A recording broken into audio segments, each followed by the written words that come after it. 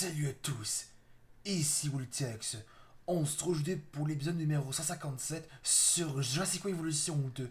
Et oui, ça fait environ 2 ou 3 mois qu'on n'est pas revenu sur Jurassic World Evolution 2, mais il y a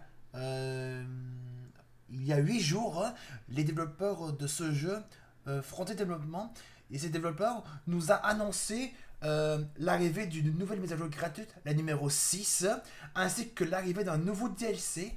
Et ce DLC est nommé Featured Specimens Park, ce qui signifie le parc des spécimens à plumes. C'est-à-dire que ce DLC va nous ajouter euh, encore plus de créatures à plumes. On en a présentement 4, 3 terrestres et un nouveau volant, si je ne me trompe pas.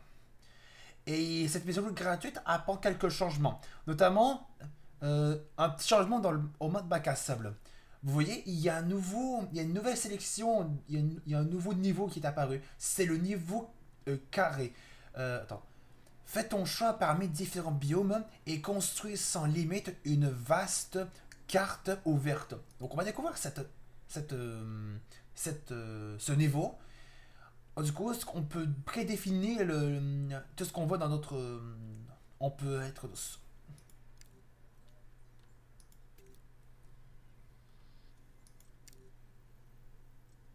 Attends un petit peu.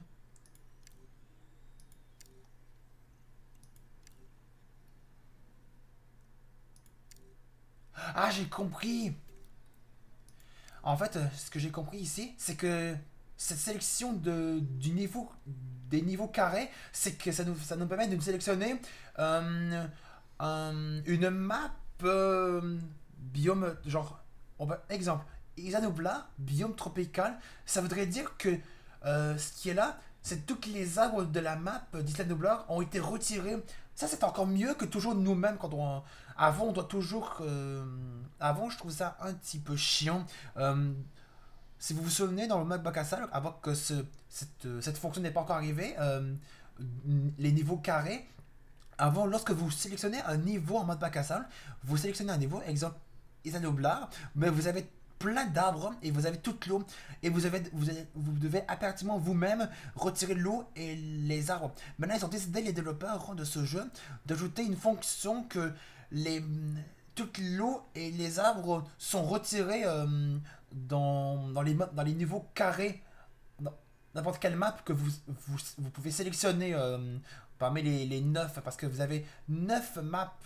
Vous avez le biome tropical, le biome alpestre, le biome désertique, euh, biome tempéré automne, tempéré. Lui, c'est tempéré normal. Lui, c'est tempéré automne cette fois-ci. Là, cette fois-ci en mode un peu été. Vous avez le Taïga Canada. Vous avez l'Apestre, le Sanctuaire de Biocine. Vous avez Taïga, la Sierra Nevada. Et vous avez la Méditerranée. Ah ben c'est l'endroit où il y a Malte, genre l'endroit où on avait le nouveau DLC de Dominion Malta Expansion. Ça fait penser à ça. Et là on revient en normal. Du coup on va peut-être tester... Bon on va aller directement sur Isla Nublar, hein. Alors créatif, tous les bâtiments, personnel et visiteurs de Jurassic World, oui. Au niveau des dinosaures, tout ça... Ah oui, il nous a ajouté une nouvelle fonction dans les modes de vue. Vous allez voir, c'est quoi ça? Je suis sûr que vous allez vraiment adorer. Et je suis sûr que ça va m'intéresser beaucoup. Tellement que dès que on va découvrir cette nouvelle fonction de vue, ben j'imagine que j'aurai tellement d'idées pour les futures vidéos qui vont arriver sur Jurassic World Evolution 2. Je vous le dis, j'ai pas mal d'idées qui vont arriver bientôt sur ce jeu. Je suis sûr que vous allez adorer. Euh, on va aller uniquement avec le jour. Oui, uniquement le jour. Commencer une partie. Isla Nublar, 1993. Ah, on est sur la partie 1993 au lieu de celle de 2015. Ok. Je sais pas si ça vous a manqué qu'on revienne sur... Ah ouais, c'est ça. Toutes les arbres et toute l'eau ont été retirées au niveau carré. Ça, c'est encore mieux que toujours nous-mêmes de retirer l'eau et les arbres. Attention.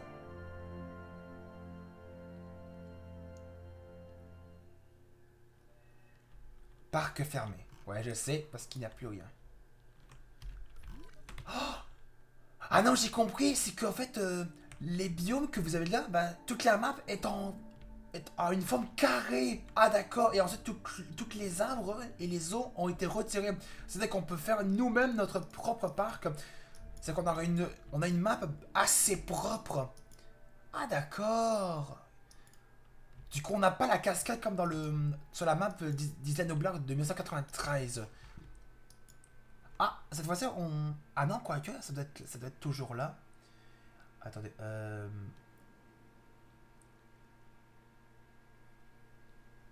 Et pareil qu'on aura une... Attends, c'est quoi ça?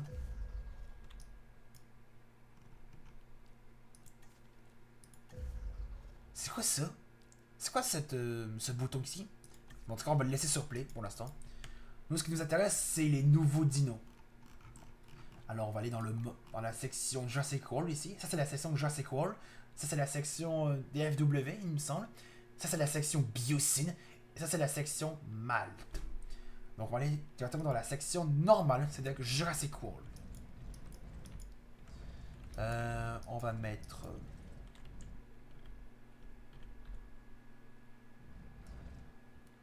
On va mettre là. On va mettre un lieu d'arrivée, c'est sûr, pour qu'on on ait de l'alimentation, pour que ça marche. Parce que sinon, si on n'a pas de lieu d'arrivée, ça ne marchera pas, on ne pourra pas accueillir les nouvelles créatures. Donc très important le lieu d'arrivée, super important. Mais je ne compte pas l'ouvrir, c'est juste pour découvrir les nouveautés de cette nouvelle mise à jour. Donc aujourd'hui, pour cet épisode numéro 157, on va découvrir les nouveautés qui ont arrivé sur Jurassic Evolution 2.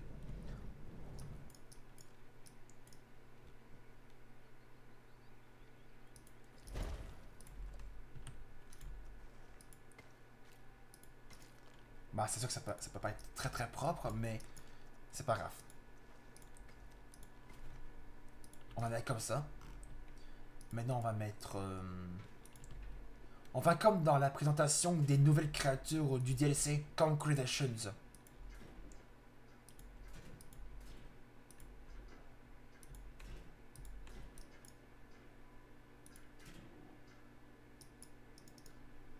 Attendez.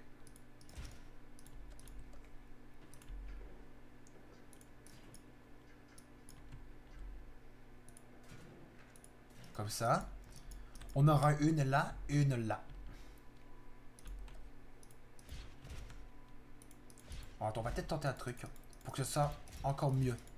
On va plutôt faire cette zone, l'arrivée où les nouvelles créatures arrivent. On va plutôt faire ça assez court, cette partie-là. Enfin, si on arrive. On va faire comme ça.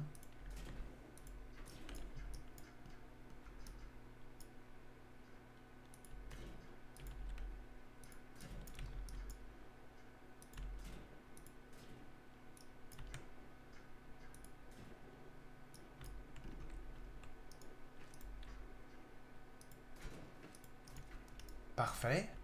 Ensuite, on va mettre une porte juste là. Une là. Et une juste ici.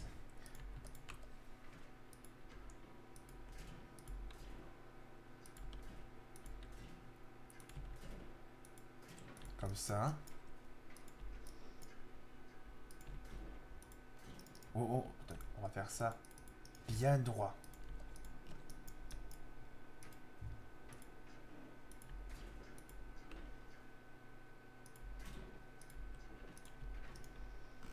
Là, l'autre côté maintenant.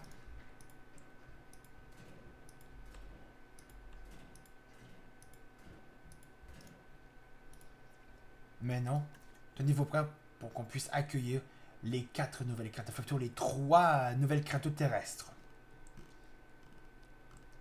Voilà, la première créature que vous venez de voir, c'est celle-ci, le Deinocheirus. Alors je sais pas si on dit Deinocheirus ou Deinocheirus, mais je crois que je vais plutôt dire Deinocheirus, juste pour cette fois-ci, pour Kérus. Parce que j'ai toujours dit Carcharodontosaurus. Parce que je sais que ça te dit Carcharodontosaurus. Mais moi, j'ai toujours dit Carcharodontosaurus. Alors pour lui, je vais finalement dire Deinocheirus. Alors on a le Deinocheirus. On va le mettre.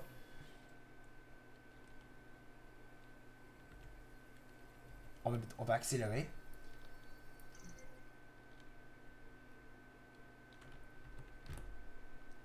Pour cet épisode numéro 157, on va plutôt commencer par les créatures. Pour moi, j'ai entendu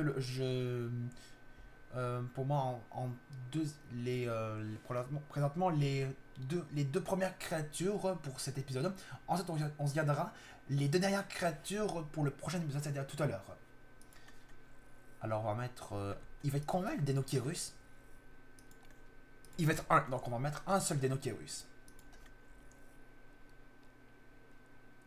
Comme ça.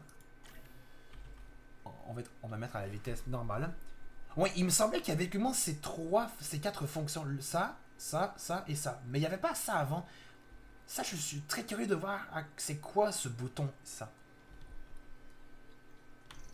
Préparez-vous, on transfère le nouveau dino à plumes, qui est un herbivore, qui est, on va dire, un cousin du Therizinosaurus, le Deinocheirus.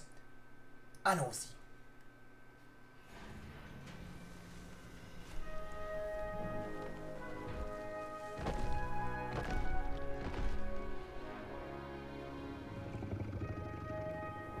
Oh, il est spécial. Ah, il est vraiment spécial, le Deinocheirus.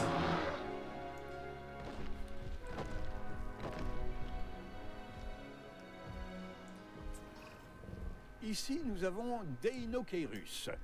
Ce dinosaure dufteux est souvent comparé à une autruche. J'imagine que ce n'est pas très surprenant, vu son long cou, ses plumes, son bec. Par contre, il est bien plus gros. Et quelque chose me dit que si les choses tournent mal, il n'aura pas besoin de faire l'autruche. Lui, il fait partie de quelle famille, lui, le Deinocheirus?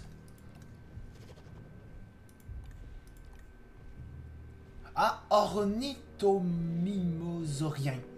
Ok, donc du coup, il fait peut-être partie de la famille des Gallimimus. Donc on va le mettre avec... On va le mettre dans cet enclos. Vas-y, accède. Alors, deuxième créature qui est dans ce DLC. Attention, il faut juste que je la trouve.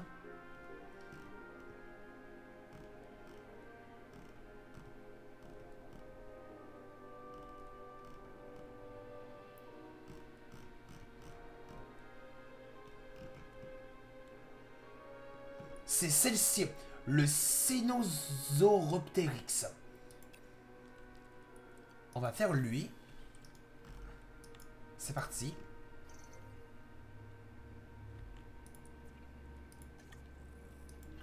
On va mettre un normal. Là, on va attendre que le Deinocheirus rentre dans cet enclos.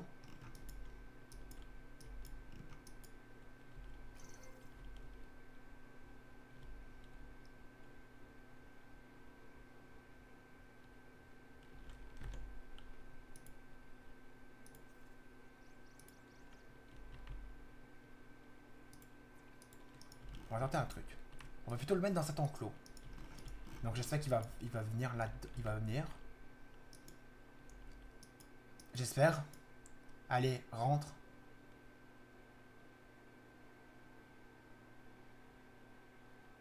Peut-être qu'il a peut-être pas envie. Ben, transférons.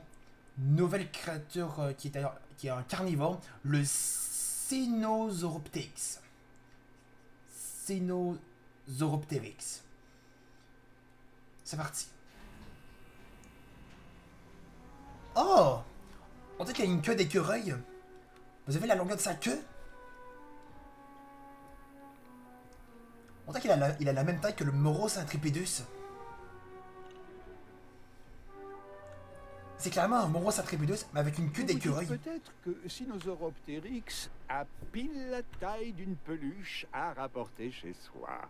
Mais ce dinosaure est un prédateur redoutable pour sa taille. Croyez-moi, mieux vaudrait qu'il ne vous morde pas les chevilles.